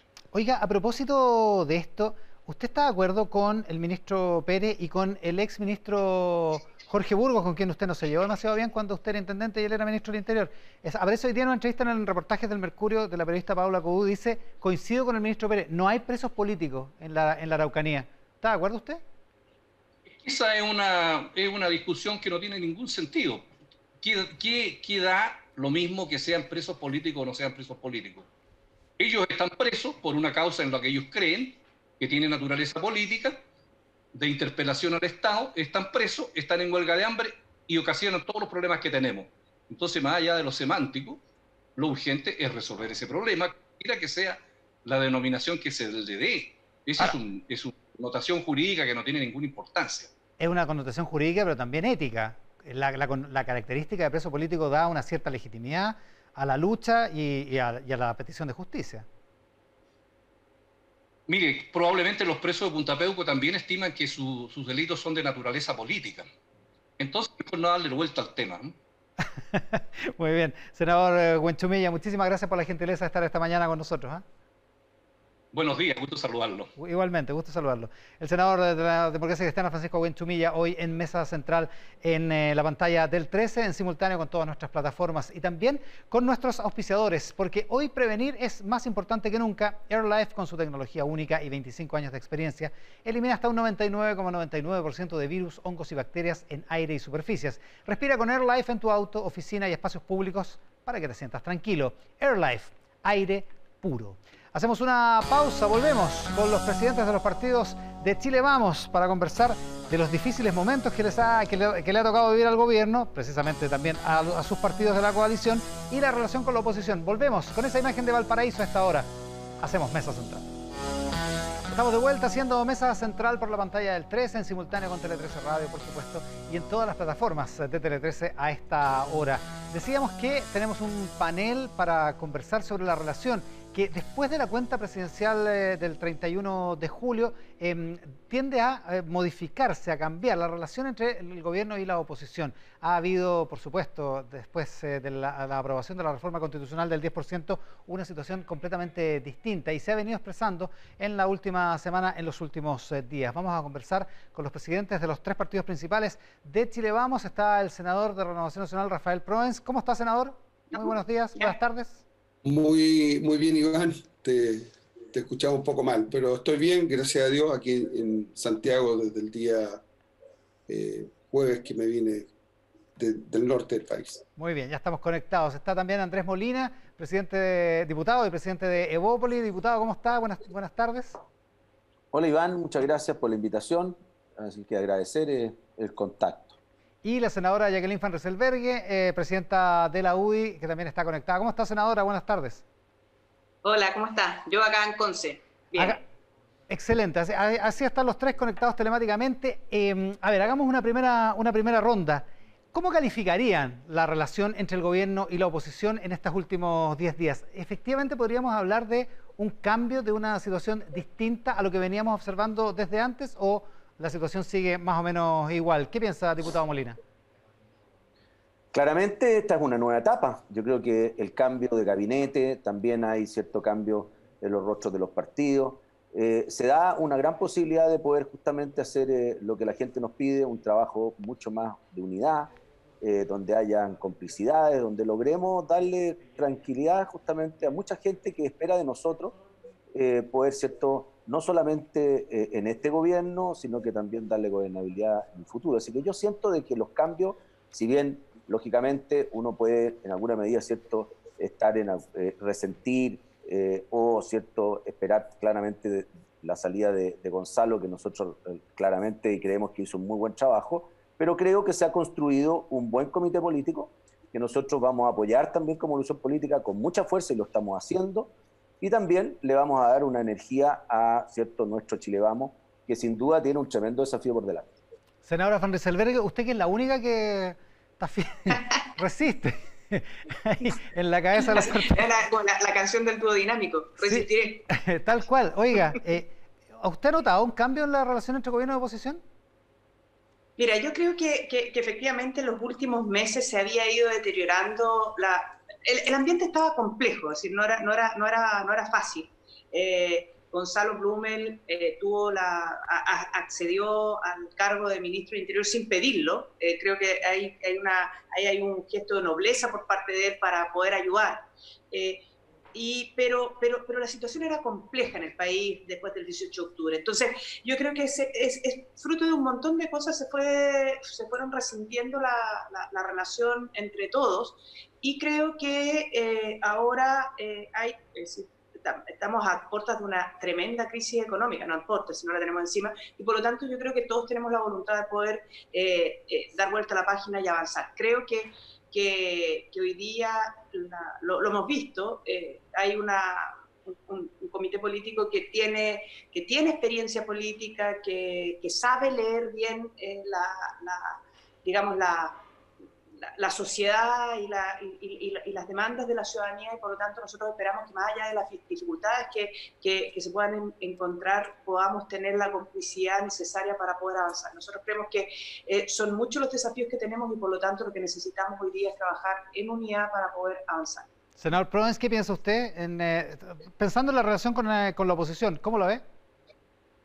Mire, Iván, el presidente el día de su cuenta pública hizo un llamado a la unidad, no solamente a Chile Vamos, sino que también a todos los partidos de oposición, y creo que eso ha sido algo fundamental para poder empezar este nuevo trato que se ha llamado, no solamente para nosotros, sino que también para todos. Él pone y puso en ese minuto al país por delante, y le pidió a todos los partidos en general de poder trabajar en ese contexto con la finalidad de dar solución a todas las demandas que hoy día está requiriendo el país por la situación de la pandemia y lo que se arrastraba antes desde el mes de octubre.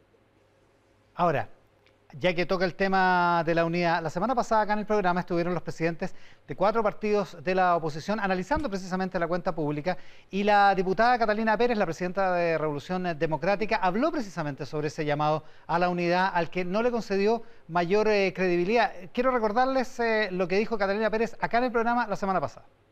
Me pasa que es poco creíble, es poco creíble un llamado a la unidad realizado por un gobierno que no ha escuchado, y no digo no ha escuchado a la oposición, no ha escuchado a las grandes mayorías del país. Es difícil este llamado a la unidad cuando yo creo que el gobierno ha traicionado la voluntad de los chilenos y chilenas, un gobierno que se opuso al retiro del 10%, que se opuso a que las madres extendieran el postnatal, que se opuso a prohibir que a las familias le cortaran el agua.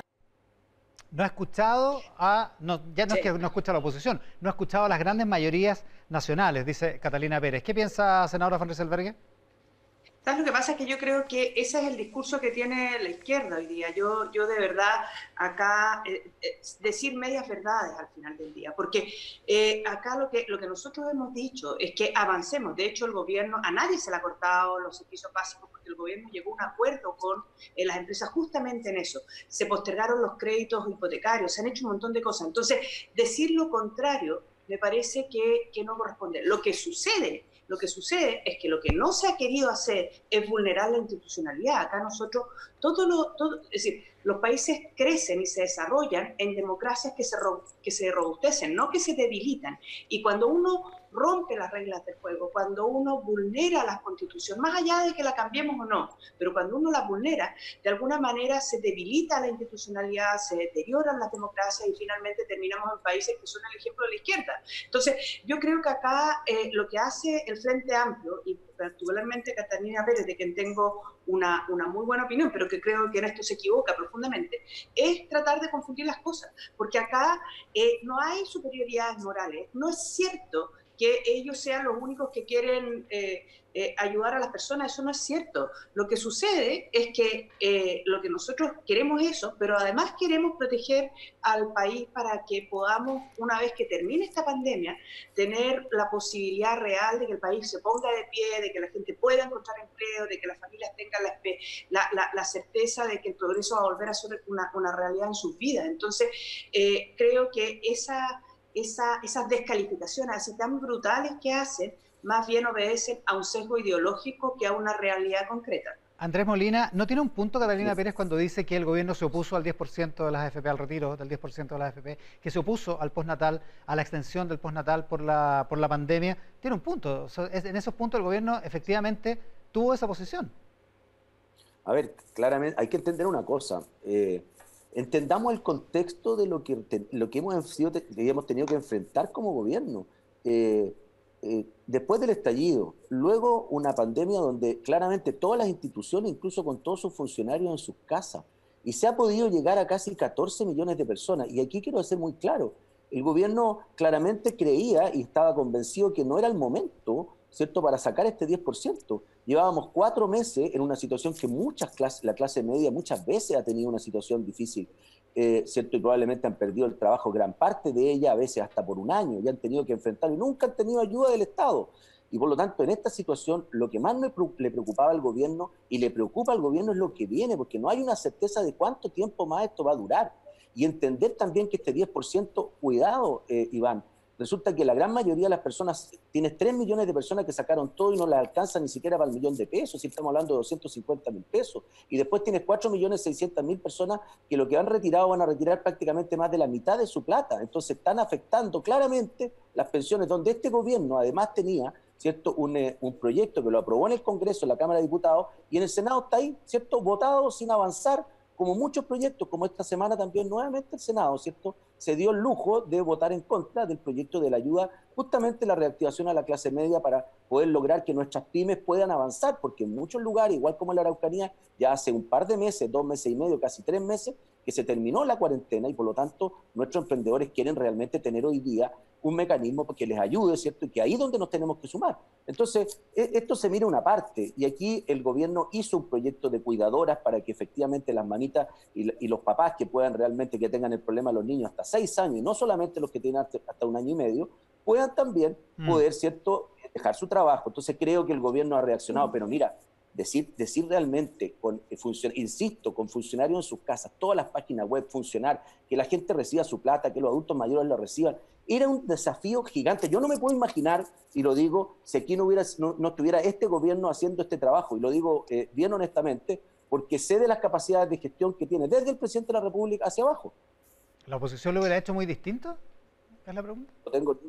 No me imagino, y lo digo, el país con el presidente Guillé haciendo y enfrentando esta crisis. No me lo puedo imaginar. Oiga, a lo mejor por frases como esa es porque en la oposición tienen un cierto escepticismo respecto de los llamados a la unidad. Le quiero preguntar al senador Rafael Provence, pero antes le quiero mostrar lo que dice el presidente del PPD, Heraldo Muñoz. Lo dijo acá en el programa la semana pasada respecto precisamente de este llamado del presidente a la unidad. Escucha. Respecto a los problemas del país, siempre hay que estar disponibles para el diálogo y tener un ánimo constructivo, aunque el escenario sea pesimista. Yo soy escéptico, efectivamente, porque el presidente de la República no ha escuchado. Tantas veces le hemos planteado la disponibilidad de sentarnos y lo hemos hecho. Yo soy escéptico porque el presidente efectivamente no ha escuchado, dice Heraldo Muñoz. ¿Qué piensa usted, senador Provence? Bueno, nosotros, el gobierno y todos los países tuvieron un acuerdo económico de 12.000 millones de dólares hace poco. Y nosotros también somos escépticos de creerles porque ellos tampoco cumplen su palabra y van colocando cosas nuevas en el camino. Entonces, este es un tema de mirarnos bien a las caras y ser muy claro en que nosotros estamos por ayudar a la sociedad chilena, no al gobierno propiamente tal. Obviamente que nosotros trabajamos en el gobierno, pero al presidente Piñera todo lo que propone ellos lo consideran insuficiente, porque es algo que ya lo tienen grabado en su mente como un cliché para decirle a la sociedad que todo lo que hace el gobierno no alcanza para nada. Y Andrés dijo una cosa muy cierta, esta es una pandemia que va a durar mucho más tiempo de lo que todos creemos, quizás va a ser un año más, porque todos los programas no van a ser resueltos de la noche a la mañana, y sin embargo va a haber gente que va a ir quedando postergada, y a esa gente va a haber que seguirla ayudando, y que no están seguramente en los planes que hoy día o los proyectos que se han analizado.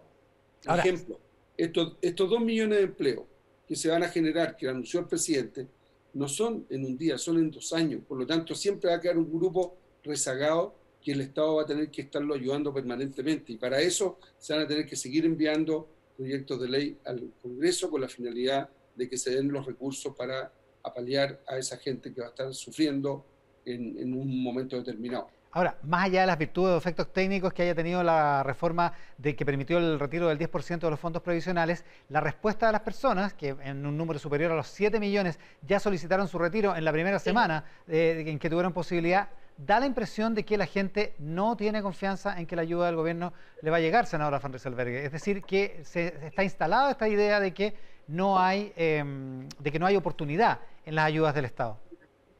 A ver, yo separaría las cosas en tres cosas distintas. Lo primero es que efectivamente la gente lo está pasando mal y por lo tanto necesitan ayuda. Y esto y para nadie es atractivo ahorrar, nunca ha sido atractivo ahorrar, no es muy sexy, por decirlo de alguna manera, ¿eh? Y por lo tanto la necesidad hoy día y la posibilidad de abrir esa puerta, evidentemente que para la gente resulta algo atractivo, para los que lo necesitan y para los que no lo necesitan también, ¿eh? Porque yo creo que dentro de la gente que ha retirado hay mucha gente que a lo mejor no ha visto disminuido sus ingresos y que también retiró el 10%. Bueno, pero más allá de eso, que yo creo que era obvio lo que iba a pasar, acá efectivamente la oposición ha logrado instalar un tema, que es que las cosas no son suficientes. Y es cierto, porque cuando tú estás viviendo una pandemia, y lo reconoció incluso el presidente en el mismo discurso, cuando tú estás viviendo una pandemia de la naturaleza y de la magnitud que es esta, evidentemente de que nada es suficiente porque la situación es muy grave. Pero también es cierto que se ha ayudado a muchas personas y que muchas veces la oposición, como decía al principio, tergiversa las cosas, porque acá no es que no se quiera ayudar a alargar el postnatal. El objetivo no es el postnatal, es poder ayudar a las mamás que no pueden salir a trabajar en aquellos lugares donde no hay pandemia, porque no están funcionando las salas cunas o los jardines infantiles. Ese es el objetivo. Y nosotros consideramos que hay una mejor herramienta, que fue finalmente la que se aprobó, y que permite ayudar a más personas que aquella que impulsaba la izquierda. Entonces, cuando el Frente Amplio, la izquierda, el Partido Comunista no les dan en el gusto exacto, entonces dicen, no quisieron hacerlo, porque sí tienen una gracia, que logran buscar un título que es marquetero, que vende bien. Entonces, pero acá la verdad que, por ejemplo, en el tema de las mujeres, se logró ayudar no solo a las mamás que tenían niños en lactantes, sino que también a aquellos que tienen niños preescolares, que tienen el mismo problema. ¿Qué diferencia hay entre un niño de 6 meses y uno de 1 año o 1 año y medio? Tampoco se puede quedar solo en la casa. Entonces, la verdad es que a veces, claro, como estamos en una situación de crisis, como las personas lo están pasando mal, como efectivamente nunca va a ser suficiente porque estamos justamente en una crisis, bueno, los populismos empiezan a cambiar, la tergiversación y la descalificación también aumentan. Entonces, la gente, lo mismo que pasaba con el 10%, las personas que van a jubilar después, ¿qué va a pasar? Es decir, acá no es cierto que hayan solo algunos que quieren ayudar a las personas. Yo creo que en eso hay una descalificación. Si uno sacara el listado de cosas que se han hecho, la verdad que se han hecho suficientes. Se han hecho muchas. ¿Son suficientes? No, evidentemente, y el mismo presidente lo reconoció. Les propongo lo siguiente, el 10%, el postnatal, en fin, muchas de estas iniciativas prosperaron porque hay parlamentarios de gobierno que decidieron votar en contra del gobierno. Hay un cierto desorden en el oficialismo que les propongo a Andrés Molina, a Yegarín Van Rysselberghe y a Rafael Proens, presidentes de Evópoli, la UDI y RN respectivamente, que abordemos al regreso de esta pausa y además otras declaraciones de presidentes de los partidos de la oposición el domingo pasado acá en Mesa Central para que las comenten. Dennos un segundo, volvemos con ustedes de inmediato, volvemos a Mesa Central en brevísimo. Estamos de vuelta en Mesa Central por la pantalla del 13, transmisión simultánea de Tele 13 Radio. Los ven en pantalla los presidentes de los partidos de Chile Vamos, Rafael Proens de RN, Andrés Molina de Evópolis, Jacqueline Van Rysselberghe de la UDI. Elenco nuevo porque ha habido muchos cambios en este sector últimamente. Les quiero plantear otra, no sé, provocación de la semana pasada de nuestro programa. El senador Álvaro Elizalde también analizó la cuenta pública desde otra perspectiva y quiero que lo escuchen para que comentemos. Yo no recuerdo un mensaje de un presidente en este contexto que haya tenido el nivel de irrelevancia que tuvo esto. Pues bien, él no hace mención a las causas del estallido de octubre, no se hace cargo de las demandas ciudadanas, solo menciona la violencia, pero no se refiere a la violación de los derechos humanos. Que haya tenido una cuenta pública que haya tenido el nivel de irrelevancia que tuvo esta, dijo el senador Elizalde acá en el programa la semana pasada. ¿Qué piensa, senador Proens? No sé, ¿Senador? Parece que no me está escuchando. Diputado Molina, ¿qué piensa usted de esta declaración de Álvaro Elizalde? Es lo que no ayuda justamente a entender lo primero. Yo creo que el presidente se extendió mucho en la situación que estamos viviendo y que vive el mundo entero. Es decir, entendamos la magnitud de lo que es una pandemia y cómo este país desde el primer día se le auguró de que íbamos a tener 7 millones de enfermos, que aquí las camas no iban a alcanzar, que los ventiladores no iban a alcanzar, que en definitiva íbamos a tener que llegar a la última cama. Es decir, aquí hubo agoreros que hicieron de esto y políticos que ninguno ha reconocido absolutamente nada del éxito que en definitiva hoy día se está viendo de a poquito, tampoco podemos hoy día cantar la victoria final, lo hemos dicho, tenemos un desafío por delante y no sabemos cuánto va a durar, porque hemos cambiado nuestras costumbres, pero sí, bien claramente, creo que el gobierno ha dado el ancho, una vez más, igual como lo dio este gobierno en el terremoto, post-terremoto. Entonces, creo que no hay una palabra, porque el presidente probablemente la mitad lo dijo y fue muy claro respecto a la pandemia. Y luego entender, ¿cierto?, de que claramente lo que nos tiene que animar hoy día es a reconstruir nuestro país, a reactivarlo. Y ahí también hubo un espacio en la cuenta pública muy relevante, donde el presidente fue muy claro, donde tenemos que sumar esfuerzos público-privados y donde realmente tenemos que ahí hacer grandes esfuerzos por entender lo que eso significa, porque han perdido el empleo 1.800.000 personas y por lo tanto ahí tenemos el desafío. Ahora, yo la verdad, sí, Iván, te escucho. Sí, no, ese desafío, le quiero dar la palabra al senador Proens. ¿Me escucha, senador Proens, o no? Sí, ahora lo escucho. Ah, ya, estupendo. Oiga, lo que pasa es que el senador Proens decía hace un rato, nosotros tampoco confiamos en ellos, ya que estamos, para plantearlo francamente. Entonces dice, ¿cómo se construyen las soluciones que se necesitan? Como dice Andrés Molina, ¿cómo se construyen cuando no hay confianza de ninguno de los dos lados? Primero, Iván, con respeto. Nosotros hemos visto en el Senado, en la sala, muchas veces a parlamentarios denostando la figura del presidente, denostando la figura de los ministros, y obviamente que eso no lleva a un clima de buena convivencia. Nosotros lo que pedimos es dialogar, el gobierno está dispuesto a dialogar, nosotros también, nuestras diferencias las vamos a subsanar en el corto plazo y nos vamos a poner a disposición de trabajar con el gobierno y también trabajar con la oposición para sacar un tema común y que pueda ayudar a la sociedad chilena. Pero esto de estar descalificando a través de algunos parlamentarios cuando se refieren al presidente, que ni siquiera le dicen presidente, nosotros por lo menos a las autoridades que ellos han tenido, jamás las hemos tratado de la manera que ellos se refieren. Y es por eso, y uno como persona de Atacama, senador de Atacama, podría decir muchas cosas de cuando se nos mintió, cuando no nos entregaron los 500 millones de dólares que fueron a pagar una cuenta a Estados Unidos y que nunca nadie nos defendió. Pero jamás caímos en ese error. Hoy día lo hago público porque la verdad que estamos dolidos, porque todavía estamos recuperando nuestra región de dos aluviones, porque una parte, un tercio de esos recursos que se comprometieron no llegaron a la región y llegaron a una cuenta del Estado de Chile fuera del país, que así lo dice la Contraloría, y es por eso que podríamos tener muchos motivos para estar molestos, pero la verdad que queremos reconstruir un país, lo queremos reconstruir desde un nuevo pacto, de una nueva forma de hacer política, de dialogar y poner siempre a la gente primero y no sea un dicho de la sala y que posteriormente no se vea. Y eso es un poco el desafío que tenemos Andrés, Jacqueline y yo en este minuto, de alinear a nuestra gente y también dialogar con ellos para hacer un nuevo pacto de trato y de llegar con las conclusiones y soluciones a la gente que necesitan lo antes posible. Precisamente. También hay un tema una última cosa, Iván.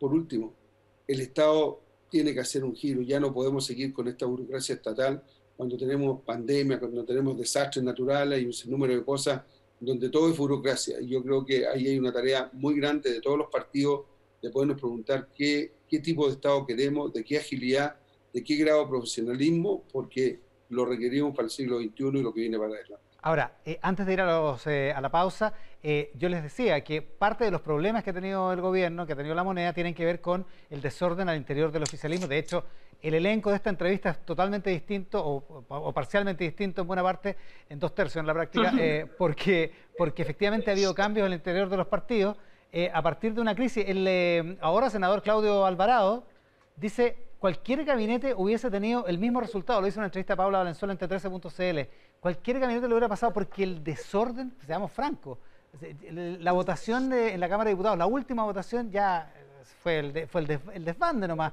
de diputados del oficialismo votando en un proyecto que el gobierno siempre dijo que estaba en contra. Entonces, ¿cómo se recompone la disciplina, tomando en consideración que esta misma semana de nuevo vimos algunos votos díscolos que perjudicaron al gobierno en proyectos importantes, entre otros la nominación de un juez de la Corte Suprema, senadora Ferrer Selvería?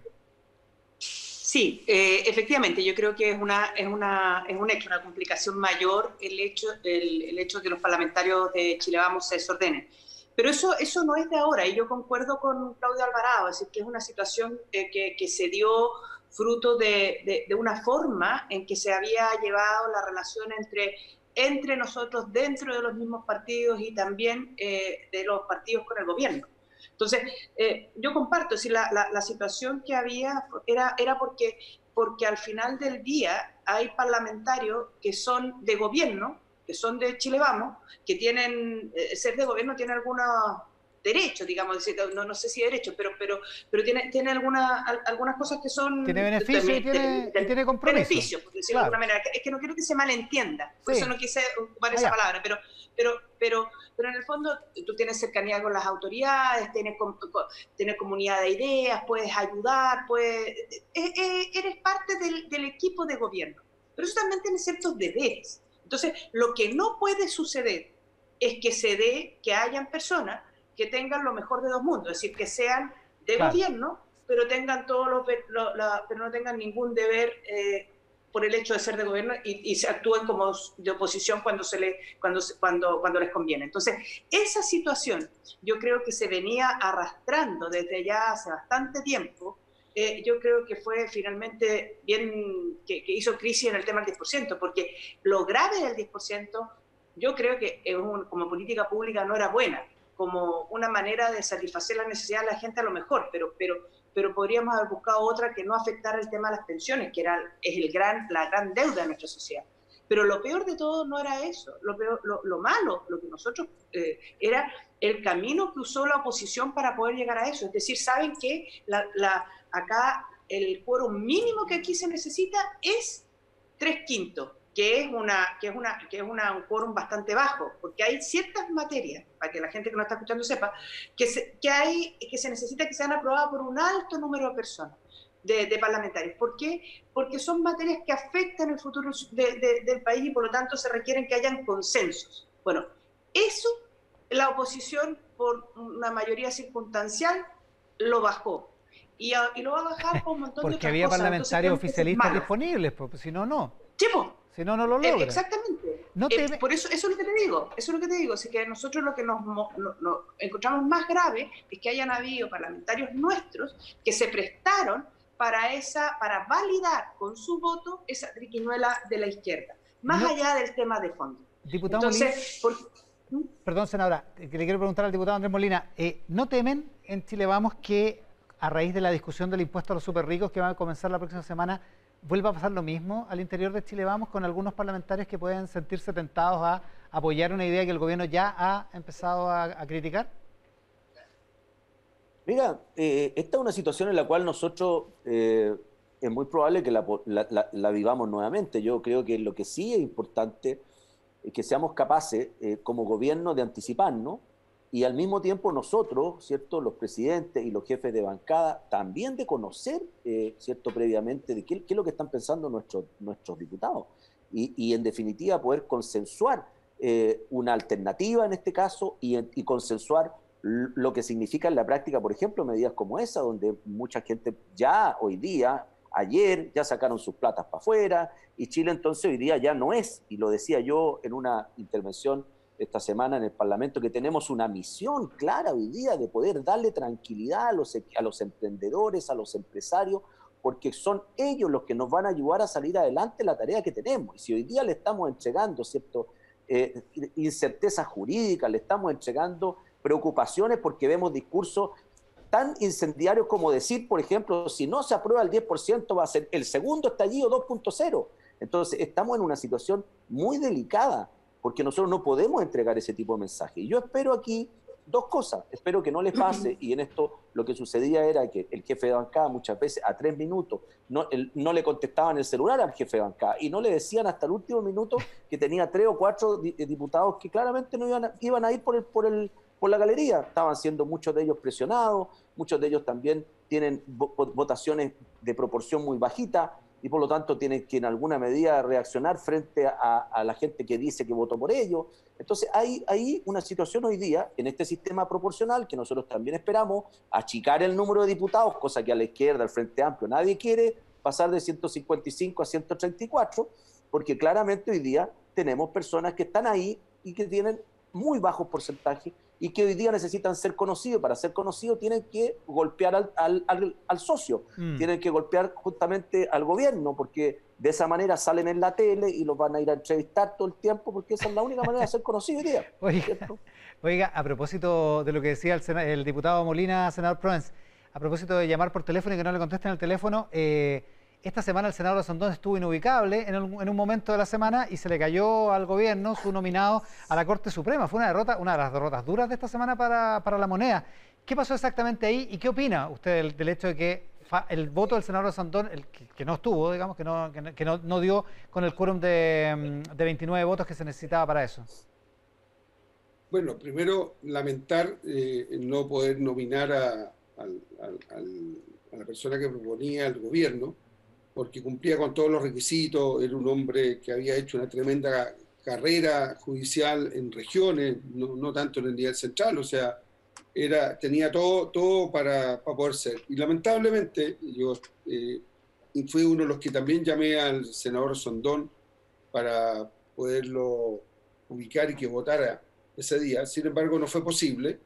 Y al día siguiente yo esperé que él me llamara con la finalidad de tener la versión de él antes de dar respuesta a lo que me estaban diciendo o preguntando los medios de prensa. En ese entonces él me dio la explicación que estaba con problemas de salud. Uno puede entender esas cosas, pero también uno dice, si estoy con un tema tan delicado que todos lo conocemos de antes, puedo hacer un llamado, conseguir un certificado médico o una licencia con la finalidad que lo justifique, con eso uno podía bajar el quórum. Pero, sin embargo, no fue así y ya pasó lo que pasó. Yo me quedo... Perdón, que había una voz atrás. Y por lo tanto, yo doy por asegurado el tema, no hay nada más que hacer. Espero que esto no se repita, pero me preocupa más quizá la actitud que tuvo él en un programa de televisión después, en la cual hizo algunas aseveraciones que fueron complicadas. Y eso es algo que lo voy a conversar en la semana, como también en el tema que tú has planteado de la unidad del partido, de los diputados. El día lunes tengo una reunión con todos los diputados, hablé con Sebastián Torrealba, que es el jefe de bancada, para poder conversar y empezar a cambiar esta conducta con la finalidad de poder sacar a nuestro gobierno y a nuestro partido también de problemas internos que hemos tenido. Así que estamos trabajando en eso. A ver si se ordena el barco. Oiga, sí. Nos quedan muy poquitos minutos y les quiero mostrar una declaración del presidente de la ADC, Fuad Chaín, la semana pasada acá en el programa, que aborda el tema de la Araucanía a partir de la cuenta pública. Ojo, antes de que ocurriera todo lo que pasó el fin de semana pasado. Bueno, exactamente, justo cuando había ocurrido lo del fin de semana pasado. Escuchen al presidente de la ADC, Fuad Chaín. Fue el ministro del Interior a la región y quiero decirle que ni siquiera se reunió con los alcaldes. La mitad de los municipios de la provincia de Malleco estaban tomados. Los alcaldes le pidieron una reunión, ni siquiera se reunió con ellos, sino que básicamente le endorsó el problema a los alcaldes como si esto fuese un problema municipal y no un problema del Estado de Chile, donde el gobierno tiene que asumir el liderazgo que corresponde. El gobierno tiene que asumir el liderazgo que corresponde. ¿Qué es lo que tiene que hacer el gobierno en el tema mapuche, en particular en el episodio de las huelgas de hambre, senadora Van Rysselberghe? Oye, dos cosas, muy cortito, en relación al tema de del impuesto a los super ricos, yo solo quiero poner como titular, esto no es un impuesto a los super ricos, es un impuesto a la inversión, y la inversión genera empleos, ¿ah? Porque esa es la gracia de la izquierda, que sabe poner títulos buenos, pero acá el título correcto es un impuesto a la inversión. ¿Ah? Segundo, en relación al tema de la Araucanía, me parece de verdad que las palabras de Fuad Chaín, yo creo que yo lo conozco, he estado en muchas reuniones con él y todo, pero yo creo que es poco el conocimiento que tiene de la Araucanía. Acá, en la Araucanía, lo que hay es una falta de Estado de Derecho hoy día para muchísimas personas. Hay personas que le han quemado sus casas, que han tenido que dejar sus propiedades, que han tenido que arrancar, que están amenazados de muerte.